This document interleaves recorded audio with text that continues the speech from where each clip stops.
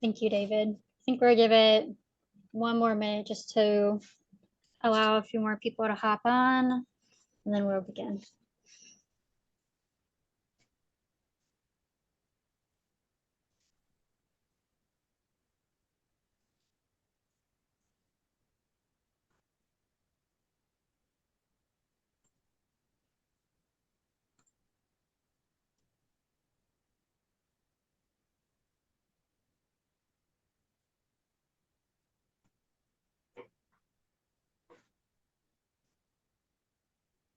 Okay, well, welcome everybody. Thank you for joining us today. Today we have a very special guest presenter, Teresa Bertossi, presenting on the Lincoln Park Community Grocery Store, the ownership, operation, and sustainability.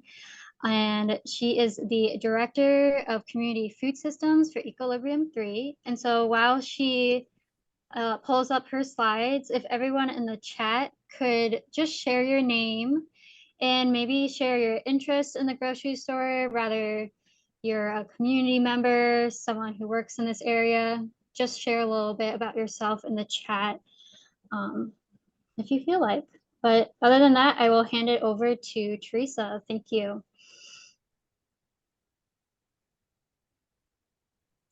Oh, Teresa, you muted. I know. I hate the ope, Teresa, you're muted, but I did it anyway. So thanks everyone for being here. Thank you, Mary. I plan to spend about half an hour on this topic to leave some time for discussion, because I think that's where we are in the process of opening a grocery store, is asking a lot of questions and listening a lot and trying to come up with an innovative model. So I plan to talk a little bit about, just briefly, my positionality and where I'm coming from for those of you who don't know me. And then about Eco3's mission, because I do work for a nonprofit, and then also talk about some case studies of some really innovative grocery stores of various types. So cooperatives, nonprofit models, social enterprises. And then I just want to end with kind of some dilemmas in regard to this project, such as having authentic community engagement. At what point could it potentially be handed over, or could the model shift? And just trying to make sure we build in some of that flexibility. And I just want some time for discussion and to get some feedback. Mary will keep track of the chat. And so I'll work really hard to leave some time at the end to make sure I hear from all of you as well and can take any questions. And Mary, just interrupt if something pops into the chat. Will do. All right. So I mentioned that sharing my positionality is really critical. So if you haven't heard that term before, I learned about this during my PhD program. But basically it refers to how differences in our social position and our power shape our identities and access in society. And I know I would be more comfortable if people shared their positionality with me, so I knew where people were coming from. So for example, all parts of our identities are shaped by our socially constructed positions and the memberships to which we belong. And so I just want to be really forthright in that. And I think that shares kind of who I am and where I'm coming from in my thought process. And certainly I think also brings and highlights the importance of intersectionality and making sure a lot of people's voices are included in a project from the very beginning. So I just have some photos here of our current Eco3 urban farm. So I do have a farming background. I also have been heavily institutionalized with 10 years of academic education. I have a picture of my mom here standing over our garden. I come from a very poor family, generations of poverty. So, but I was very privileged in accessing nature my whole life. And so I had a couple of instances as a child. This t-shirt here, when I was 5, I got to say hell. I was really excited about that when they proposed to dump nuclear waste near my school. And then also near my school, they buried a number of cattle that were contaminated, basically with PBBs or flame retardants, and that affected me as well. A number of farmers were affected, but certainly led to a lot of autoimmune issues with people in my family. And so certainly being exposed to those injustices.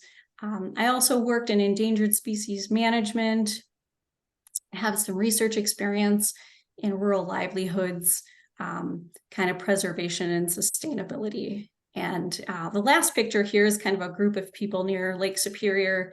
That's in the Upper Peninsula of Michigan, where I mostly grew up, though my family originally hails from the West Virginia area.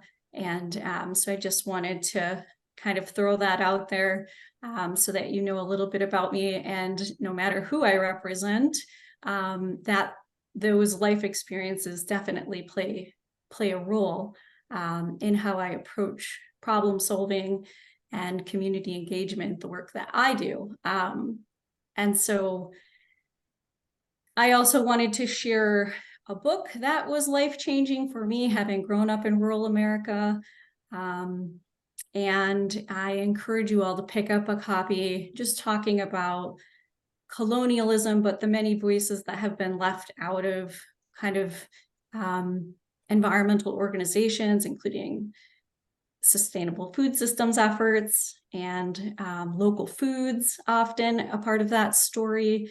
And so this has definitely shaped how I approach things. She has a whole lot of information on rural livelihoods too, and people's voices who have been left out of the story, and how we kind of have this social environmental divide that our culture is experiencing. And when we talk about food systems and we talk about food access with farmer livelihoods and sustainable food systems, we're definitely talking about social and ecological systems. And that can be a really uncomfortable place if you're talking about hunger, and then you're also talking about sustaining natural resources. And part of that is because of marginalized communities and alienation in the environmental movement for a really long time.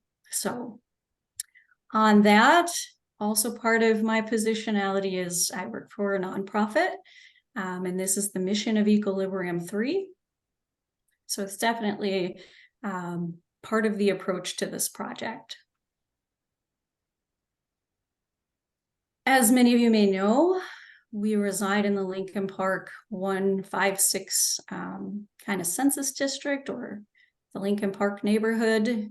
The history of even naming Lincoln Park is a little bit controversial, and who was part of that and who wasn't.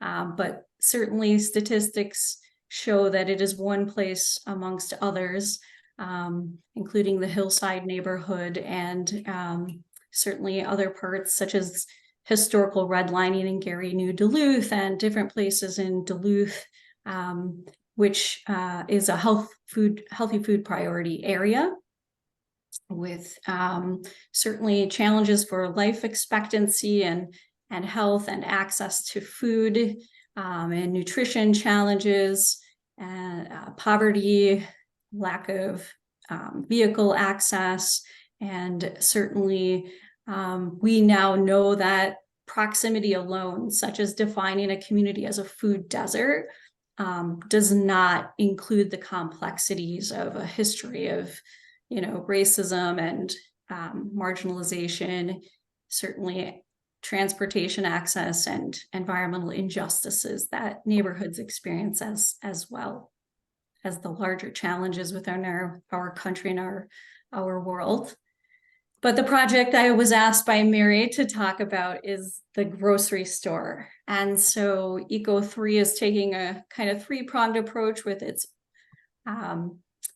urban farm. A shout out to our urban farmers, Nora and Molly, who are on here, and Cece, who have helped to get that going. Thanks for being here today.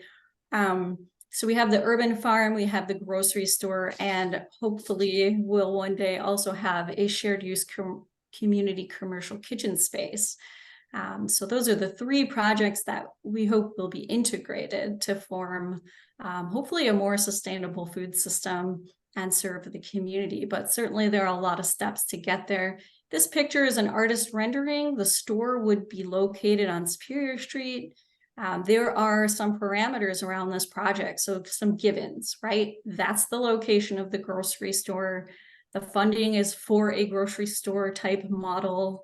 The grocery store is very small, but I'll share a case study with you of a 700 square foot grocery store. So much smaller, that's seeing some success.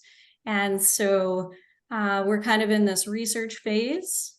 Recently, we were accepted for some pro bono architecture workshops, which I'm really excited about, because from that, we hope to get some 3D artist renderings. And that's a way to bring the idea to the community and get some, I think, some really authentic engagement. Certainly it's one approach, and we'll need many to reach many different people who work or visit or might just stop or drive through Lincoln Park and utilize that store potentially in many ways.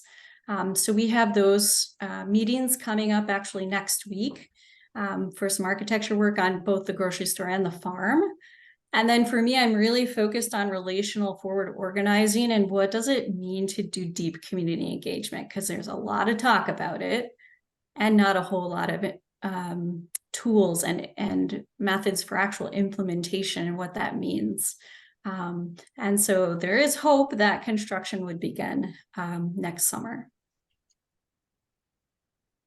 But the first question to ask is why there isn't a grocery store in the Lincoln Park neighborhood anyway, or why we have health food priority areas. And these are deep-seated issues in our culture, in our community, in our economy. If you get a chance to check out A Grocery Story, I have spent some time with the author John Steinman. He's very much about the cooperative grocery store model, but he also has a book that is well referenced on kind of the history of grocery stores and kind of a dismantling and delocalizing of our food system and the challenges of our economy. If you haven't checked it out, I'm going to make sure I share. Mary maybe can copy and paste these links for you in the chat. But if you get a chance to check out the history of even redlining in Duluth, the city has actually put together a really great document showing, that there is a long history of challenges for certain parts of Duluth more than others that has led to issues of inequity. I saw Dr. Khatri on the call, and so this is some of her work from a paper we organized together, and I did call you out here, Dr. Khatri, for your work on value structures.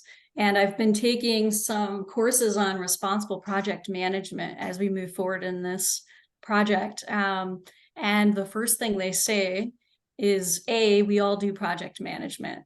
You may not see yourself formally as a project manager, but if you're running a farm, it's kind of a project. If you're, it's kind of a big project. All of these initiatives we work on are projects in a sense. And if we're looking for transformation and change and not repetitive mistakes and ending up in kind of back at square one, then her recommendation is to start with values. What do you value? And when it comes to a grocery store, affordability is a key value, but accessibility is more critical. And I think just really examining the values of a project and how it, how it relates is a critical place to begin.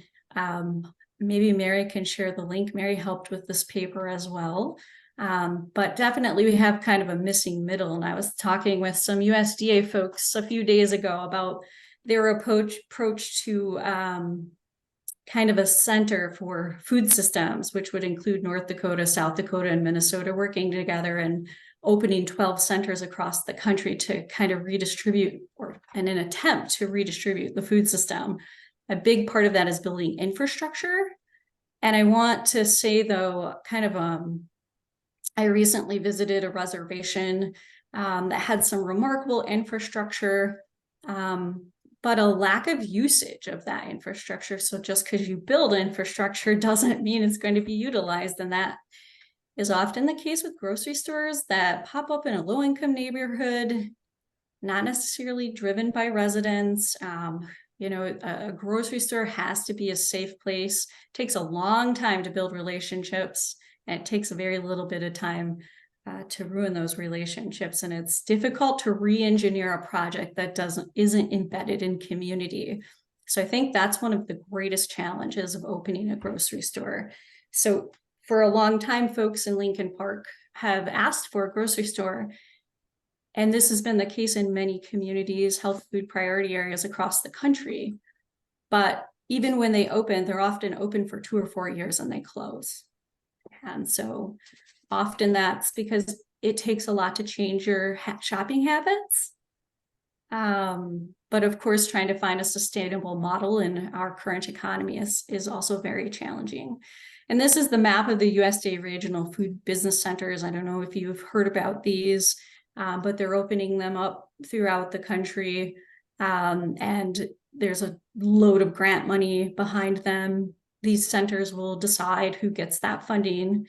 And hopefully residents and farmers and those involved in food access, but even more important, those experiencing hunger and residents who are actually experiencing these challenges will be closely, hopefully, a part of this project.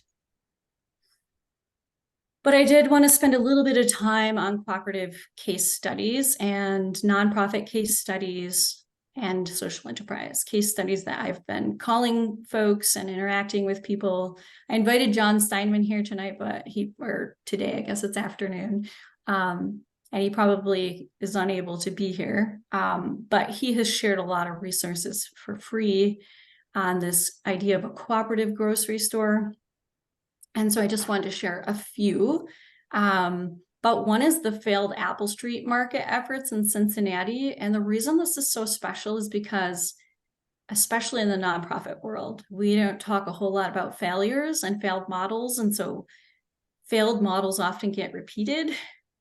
And part of that is related to fear of losing grant money, or we already have a trust issue with NGOs and government organizations in our country, especially after COVID.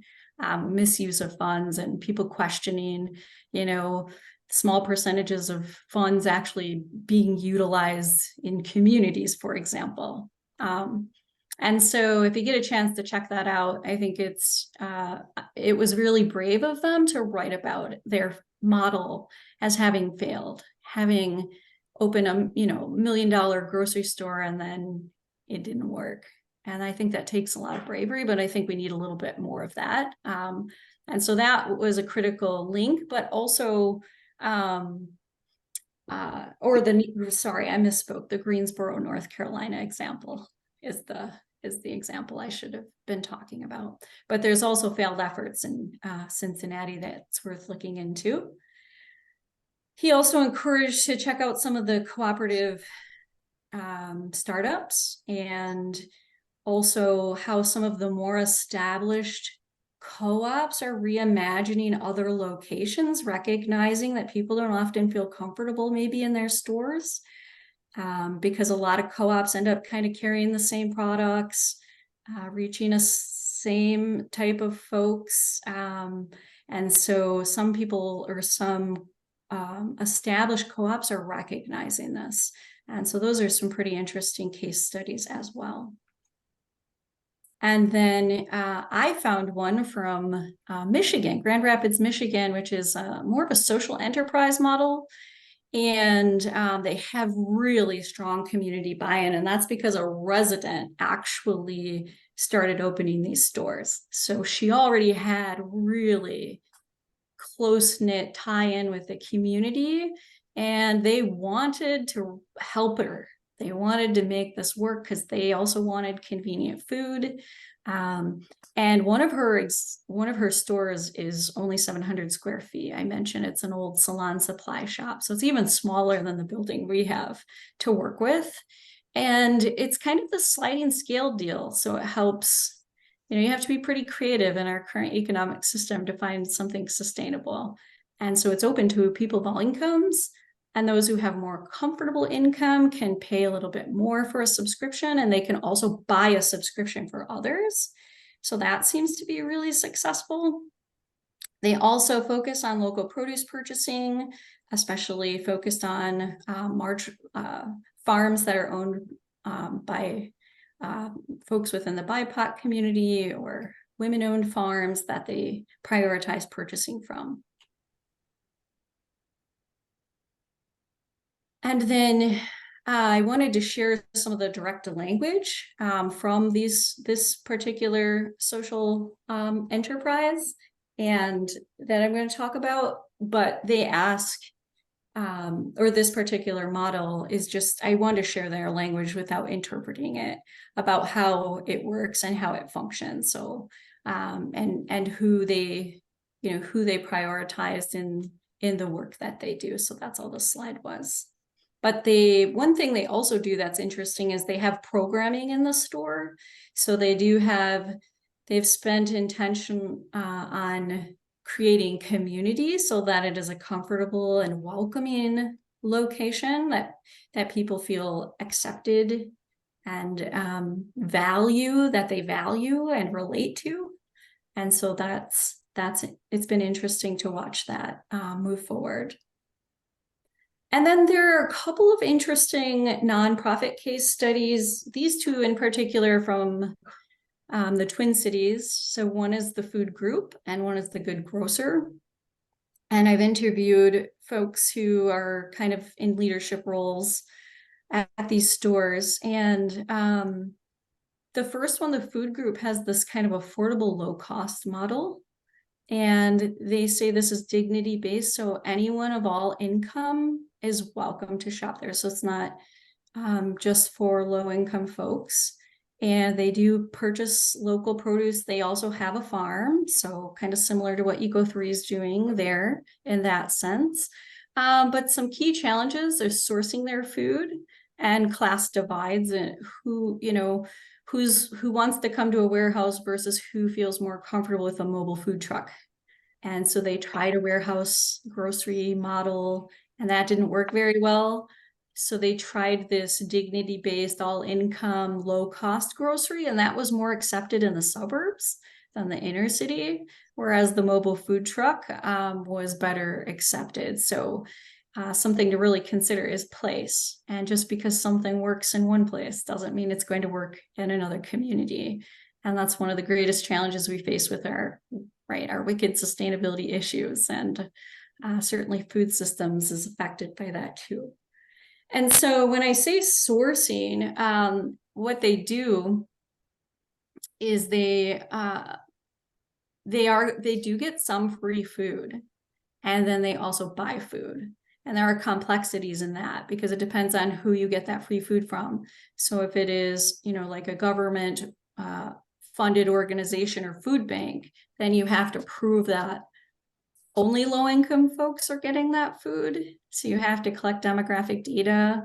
And so trying to add that kind of dignity piece where everyone shops, it can be challenging when it comes to having to share the demographic data and having to prove that it's only low-income people getting the food. So those are some of the sourcing challenges, although the folks who run it had some good ideas for sourcing food and getting some for free and then buying what you can't get and again, using kind of a sliding scale. So the Good Grocer, they're looking to franchise, which is really interesting. Their model kind of came out of COVID. And so I'm trying to remember who funds, maybe one of you can remember, but who funds the Second Harvest Food Bank, like the overall, anyone remember? I think I have it in my notes, my slides here, but anyway, whoever it is, maybe Mary, you can take a peek at my notes. But is it there? No, okay. Anyway, whomever they source it from tested a model during COVID online, and it was basically that each grocery item was on a sliding scale based on your income. And it was very popular. So any income can shop there, but different incomes are charged a different amount for each item. And so they had kind of an equation, and carefully collected, because that can be contentious, demographic data from shoppers who would then fill their online cart, and either it would get delivered to them or they could pick it up depending on where they were. So it's kind of a model that the Good Grocer is trying to do. And there also would be, they help distribute food and source food as well. Did you figure it out, Mary? Linda Erdahl in the chat mentioned Feeding America. Thank you. Yes, it's not all that hard to remember, but it's Feeding America. So they tested out a really interesting sliding scale model, but again, sourcing. So wherever you get the food from and what data you have to share in order to get that food supplemented. So the Good Grocer is pretty interesting example. This is from the food group, this image here, some recent surveys that they did, and they also have some interesting community engagement. And I will say that their mobile food truck is kind of a really interesting tool in and of itself for building community. Certainly not everyone goes to it, but there's a lot of interaction that happens. And I think I saw Kayla on here who might be able to vouch for that. That's just a real sense of community for folks who go to the mobile food truck, and that interaction between the nonprofit and the people, a lot comes from those conversations, so that you can kind of adapt and address any issues kind of on the fly with your mobile food truck. And this is just directly from their website, that they focus on zero waste production. And often when we're talking about access to food, we also talk about food waste. And this is why even many of the food shelves I've talked to are moving to a model that anyone of any income can come get the food, because there's a shortage of some kinds of food, but there's also an overabundance of other kinds of food that's going to end up getting wasted.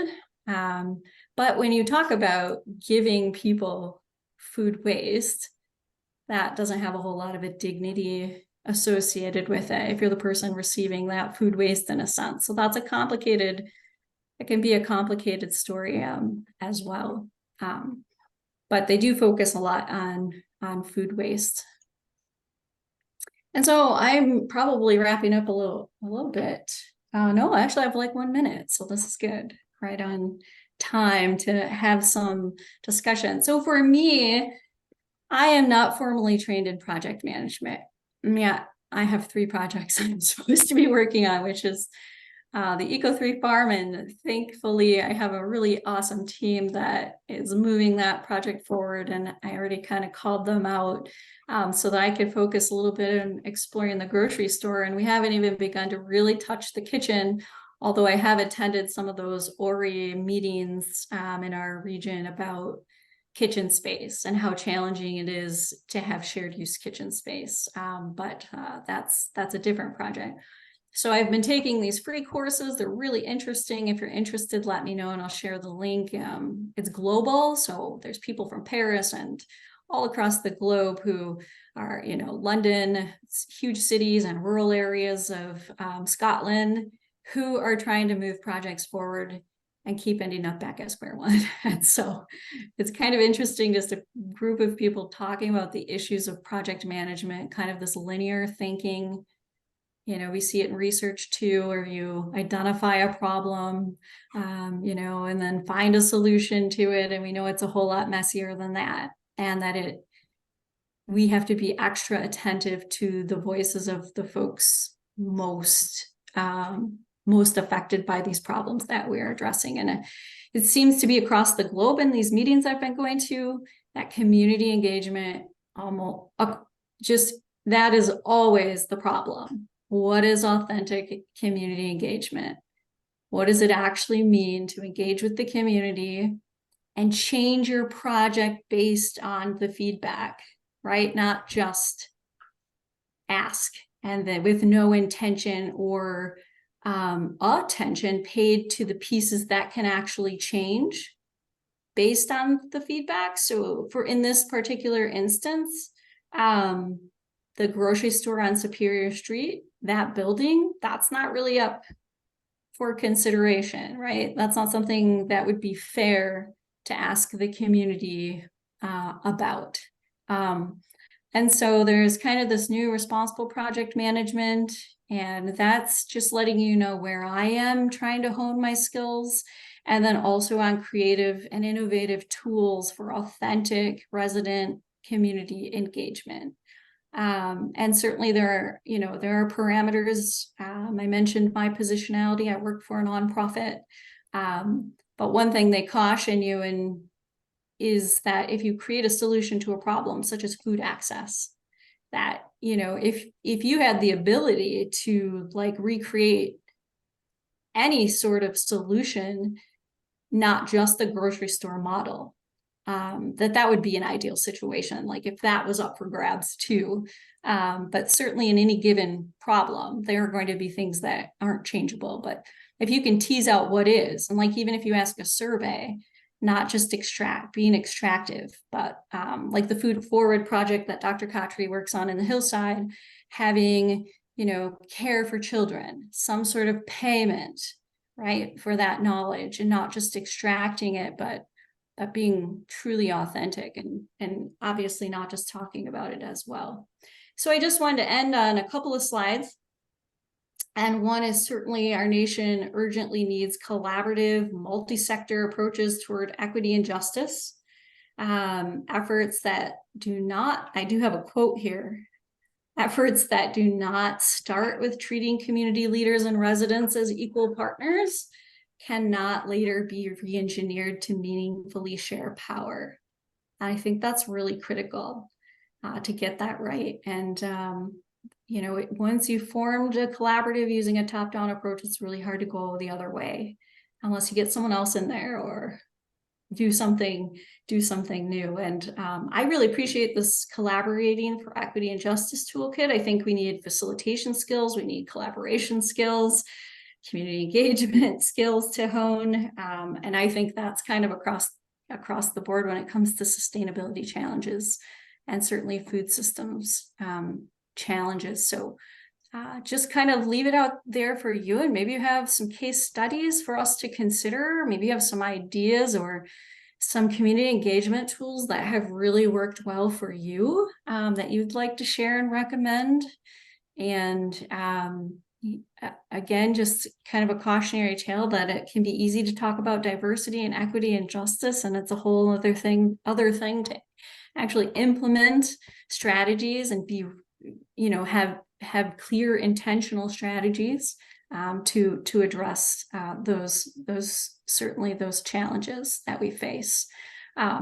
So this very last slide was just an image that has been shared in those free classes on more responsible project management. And I think what really stood out to me here, you learn a lot about innovation and what we think innovation is and what innovation really is when you have more voices that are truly included in that problem solving and other knowledge systems, right, that are respected, not just that quote expert knowledge, but those who are experiencing it being honored and respected as the experts in their own experiences.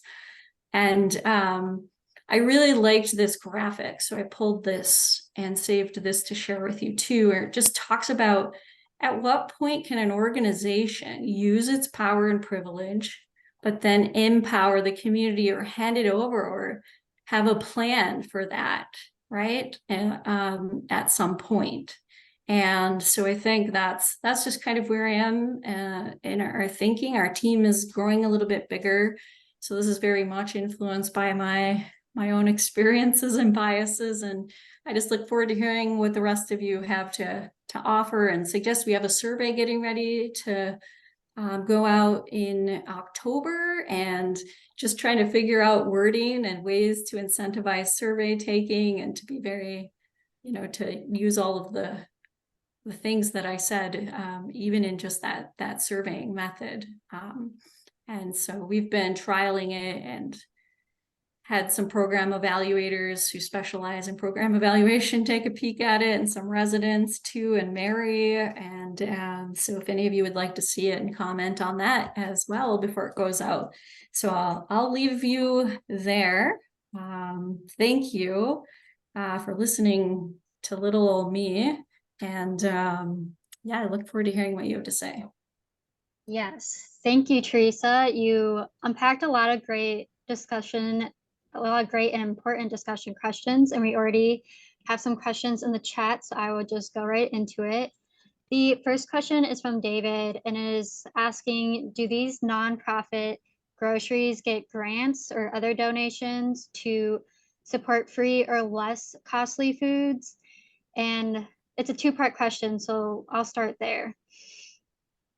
Yeah, so both The Good Grocer and what was the other one, Mary? The two I mentioned. A food group. Mary's my memorization tool. A food group. Both of them were built on grant funding, as a lot of nonprofits are, and heavily dependent.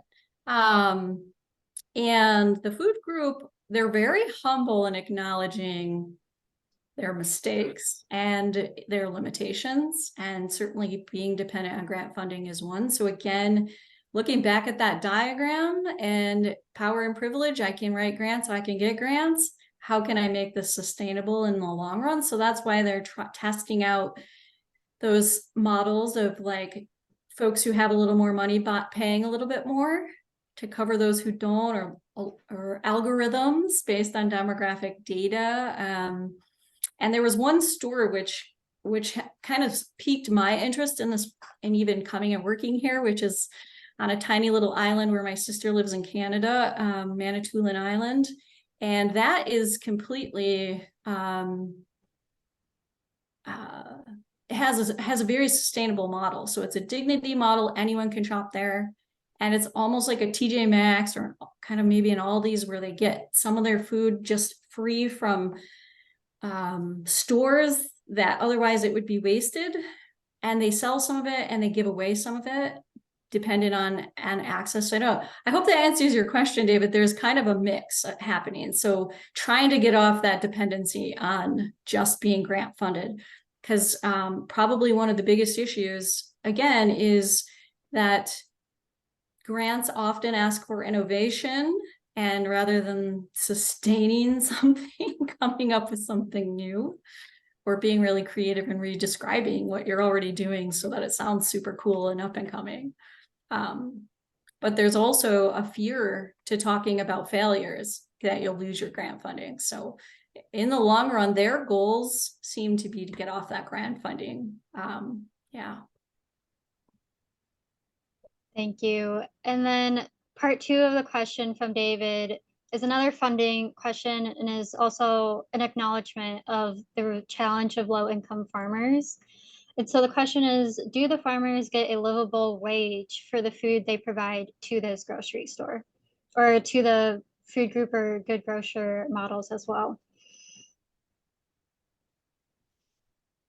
Yeah, so I haven't had a lot of time to dive into it, but those two nonprofits that I included, those two examples, do claim they pay a fair price for that fresh produce. And again, that's sustained through some folks paying just a little bit more who can. Also, and I need to dive into it more, that kind of a trade timeshare style. So where people who have the privilege and of time to volunteer can volunteer, and they get a 25% discount off of what's typically already at cost. So they don't get paid cash, but they get discount. And then so maybe they're retired and looking for something, a social outlet or social connectivity. And they can then pass on a 50% discount to those of lowest income. And the groceries, mind you, are already at cost. And so someone suggested that if you get your food from a food bank, there are requirements, again, when it comes to proving everyone shopping there is low income. And again, I kind of prefer this dignity model where everyone can shop there for sustaining it. Did I answer your question? Okay, good. Thank you. And the next question is from Natalie, who is an amazing new AmeriCorps member with the Northeast RDSP. And Natalie is wondering if you could speak more specifically about your survey methods and delivery. Yeah, so we spent a lot of time on that. So originally I was charged with coming up with a survey in 3 days. Yeah, I see some of you laughing. That's kind of what I did too. So that's not what we did. We did kind of a, luckily there was a woman through Extension who was giving a workshop, and she graduated from the same school I did for my undergrad or for my graduate degree. So I reached out to her and asked her how much time she could afford to give me. So I spent a lot of time with her, and she's out in Vegas now, but that's her specialty. It was a great workshop. I think some of you, Nora, you mentioned it. Some of you might have gone. We can share the slides. Extension allows us to kind of share that. So the survey method, that's one source. The second source is an enterprise, again, out of the cities. They're a business and they're trying to bring equity to program evaluation and approaches to problem solving. And that's just what they do. And they have a free resource. And so there are lots of suggestions of how to ask questions in a better way. Basically, don't waste people's time. Don't ask a question that you can't act on based on their their responses. Make sure you're working with a group that is actually has actually intentionally spent time on what could be changed based on people's responses. You have to be really careful with demographic data. People often don't want to share that. Growing up in my household, we hid if anyone knocked on the door, especially if it was someone surveying or someone who looked official. So there are a lot of trust issues, especially when it comes to sharing demographic data. I know as kids, we were just afraid someone would take us away because we were poor. And so we just have to be so careful. So that was one of the lessons that was shared. Another one is to not be afraid to ask a creative or fun question. Don't make your survey boring. Add a little color. Make it clear what they're going to get if you have the funding to give something in return. So those were some of the things that I've learned recently. Certainly surveying, some more in-depth questions you can't ask always, but you can offer that you're going to reach out to them again if they would like, with maybe a more in-depth opportunity, if that's possible. But again, if you can pay people for their time, if you can make sure there's childcare, if you can have some food, or come to them if they can't come. So those are some of the lessons that I learned. Yeah, thank you for your question. Thank you. And those are all the questions I had in the chat. So if anyone else has any questions, feel free to speak up or include it in the chat. Just to add to that survey, like just working with my team here and trying to figure out, we've run it by lots of different people. We keep changing those questions and trying to run it by residents. We tested it at the Harvest Festival, just gave it a trial run. If people had a hard time with a question, kind of rewording it, but also trying to capture anyone who would utilize the grocery store and separate them from people who would just never use it anyway. But it's not just folks who would live here, as some people who would just drive by and stop in on their way home or something after work, or people who already work in the neighborhood. So just being really intentional about the questions you ask and asking what you want to get out of those. But yeah, did anyone else have any comments, or do you have some community engagement tools that are really helpful to you in your work that you might recommend?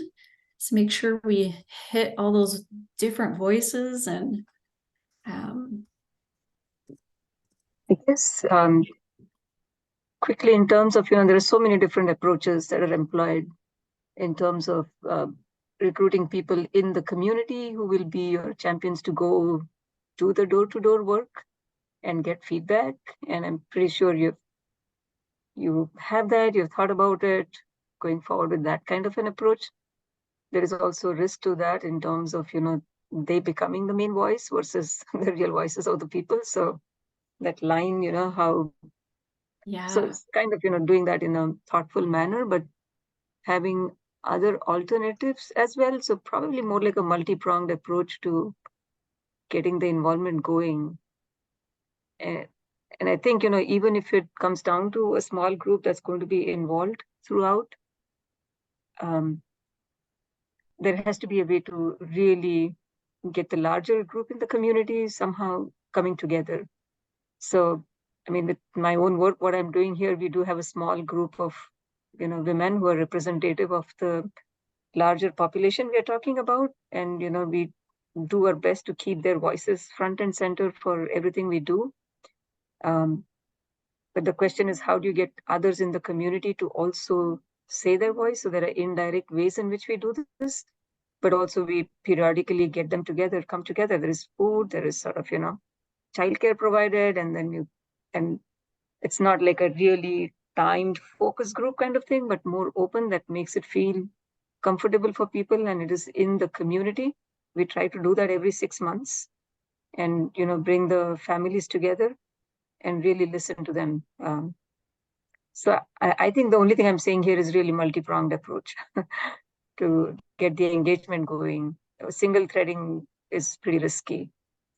Yeah, you're spot on. I really respect that coming from you, Dr. Khatri. And I think what you're doing with the First Ladies is really innovative and empowering. But I was just talking about this with folks the other day, as we saw with when I was working at the Land Lab, we distributed free produce in Morgan Park, and you end up with kind of factions of community members too, who are saying, no, that person doesn't represent me. And that's fair, right? And then you also have people who aren't represented organizationally, not by a church, right? Not by a nonprofit or any other sort of organized entity. They're individuals, and you're spot on. Thank you. With the multi-pronged approach, we sent out a postcard the other day, at least in this census tract 156. And that's kind of one way to reach people. And story circles or focus groups, or maybe calling it something more approachable, certainly is another way. But I think we have to, if we're writing grants, unfortunately, many of us are dependent on that right now as we try to create better models. But as we write grants, we can make a lot of progress by including the funding for both reciprocity for the residents participating, but some of that funding also being allocated to multi-pronged approaches to community outreach and engagement. Yeah.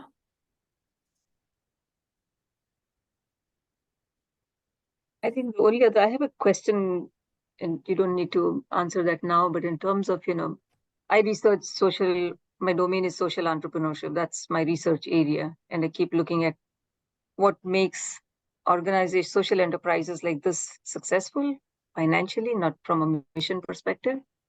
And the key thing that keeps coming over and over again is that if you're starting with a model in mind that will get you to at least 70-30 ratio in terms of 70% of your operating budget coming from earned revenue and 30% coming from grants and donations and subsidies kind of thing. If you're aiming for that kind of a model over a period of time, then the likelihood that this will sustain in the long run is higher. That's what the research on social entrepreneurship shows. So thinking about a model from the get-go and factoring it in the sort of from the early stages, I suppose that's one way to think about, how this works. And it's chicken and egg in terms of, do you go with a model in mind, or do you work with communities and then let the model emerge from there? I don't know. But somewhere at the back of our mind, it seems that kind of thing is going to be crucial. And I'm doing this, I'm struggling with it, or sort of, working through it with the meal kit service. And we are nowhere close to it, but we just started pay-as-you-go model for accepting EBT payments. And we are working with families who are able to pay. So it's sort of a cross-section of families we are trying to serve with the same meal kit. I mean, there are a lot of challenges in that for sure. But possibly, I'm hoping that having a vision of that kind or model of that kind in mind might lead us to increase the chances of success and sustainability. Yeah, well, humbly, that is your expertise, cultural entrepreneurship and social enterprise, I would say. I'll look more into the 70-30% model. I can say for the Grand Rapids, Michigan store, that's kind of where she is operating. And I think it's kind of that last responsible project management graphic I shared, which is like, when do you hand it off? Like you said, leaving room for that model to change.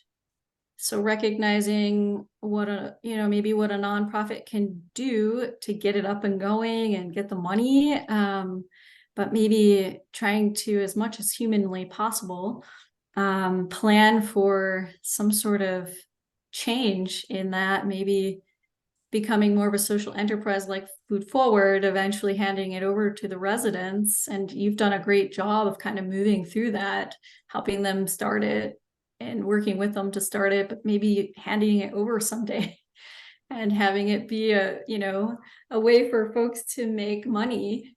Yeah, a long way to go. Yeah. I guess what project nowadays doesn't? Yeah. But thank you for sharing that. Maybe it's time to hand this grocery store over, Aparna. Let the cultural entrepreneur move it forward. Any other thoughts or questions, concerns, constructive criticism?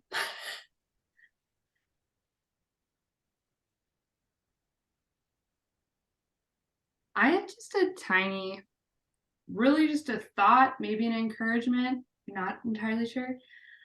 I just spent a few months in Argentina and Chile, and something that was really similar between at least the cities that we visited when we were down there was the presence of mercados and mini mercados on every street corner in every city. Or that these itty bitty markets that focus on selling fruits and vegetables.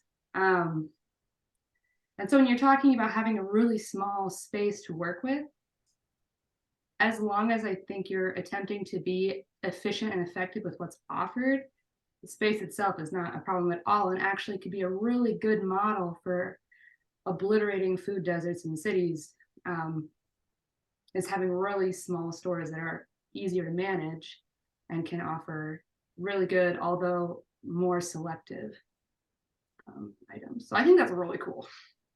Yeah, thanks, Faye. Two things I love about that. One is I remember reading this book on rural sociology during my PhD, and the author was recommending we like deglobalize, but keep what's so amazing about globalization, which is like idea sharing. So maybe Zoom allows us to kind of do that a little bit, but so that's one thing, is like looking outside of the US for examples too. Yeah. But the idea that too, when it comes to resilience, sometimes the best ideas come from being put in a dire situation and having to innovate, and farmers do that well, and low income folks do that well. Like, there's so much innovation already. And so you might be right that the small footprint and not having, gosh, I had a statistic in here, but I took it out and I don't have enough for Mary to remember it for me. But it was just about how many products a grocery store sells. It's overwhelming. It's so overwhelming. That's a survey question that's been a little tricky, is like, what should we carry with this first inventory? So the funding is there. It's something like $30,000 for the first inventory. There's some funding anyway, but figuring out what to carry. Yeah, and maybe that comes with time, but thank you for that contribution. We have 5 minutes, so if anyone else.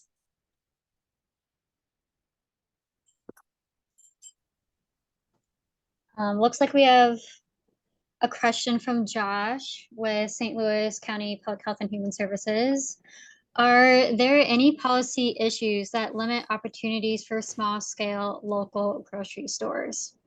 Yeah, such an awesome question. I'm kind of answering it, so I'm going to flip it a little bit and say that I did find a very interesting model where the city put forth consistent funding to sustain such a grocery store.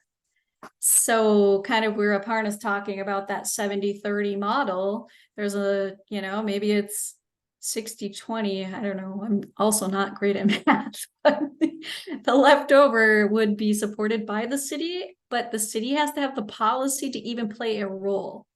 In food access or sustainable food systems, any component of sustainable food systems. So certainly the other part of that is cities have a ton of power, and if they have a food access policy, they have a ton of power, and since in terms of having land that they've obtained through maybe back taxes. So there's land, there are buildings. We're doing this in the city of Duluth, all these community centers often being turned over to, nonprofits. And so there's a lot of power in that sense. And with some sort of policy that has authentic community engagement also behind it, I think you can give a city some power to be able to, offer land to a farmer if 20% goes to the local store in that community, for example, the produce. And then they can also make some profit off of it, or a building that could be used. Just briefly, that reminds me too, looking at like truck driving schools. My brother is a truck driver. So I think Dr. Khatri and I found with Mary in our research that like LSC has a truck driving school and the trucks are empty. So I did find, are there models of these policies? Yes.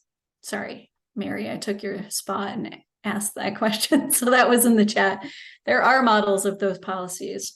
A lot of them are coming from like Baltimore with healthy food priority area policies. And certainly there are global examples. There are some rural examples too of those policies, Josh. I'll share them with you.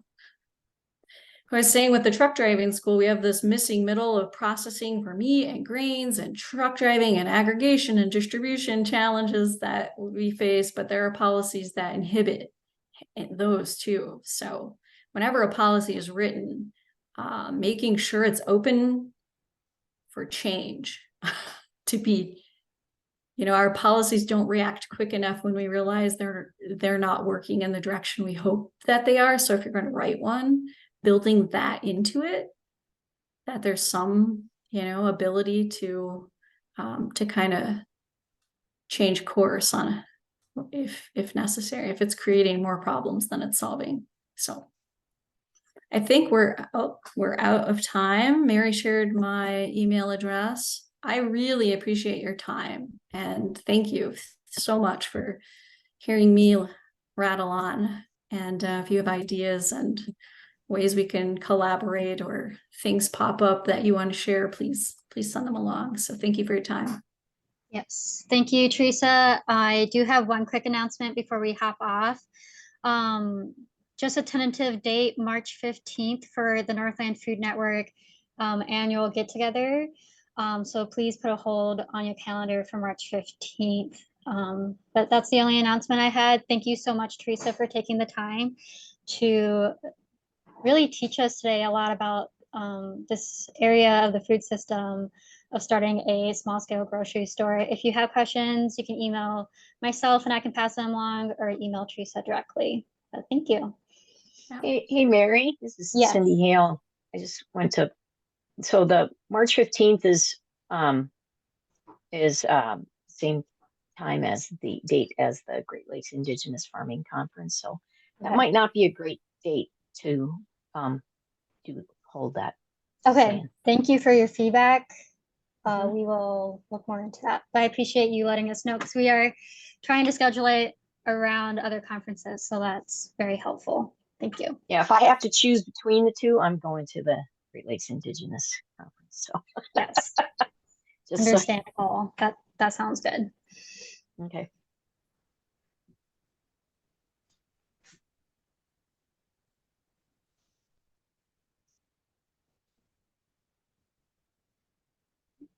David, I think you can end the recording now too.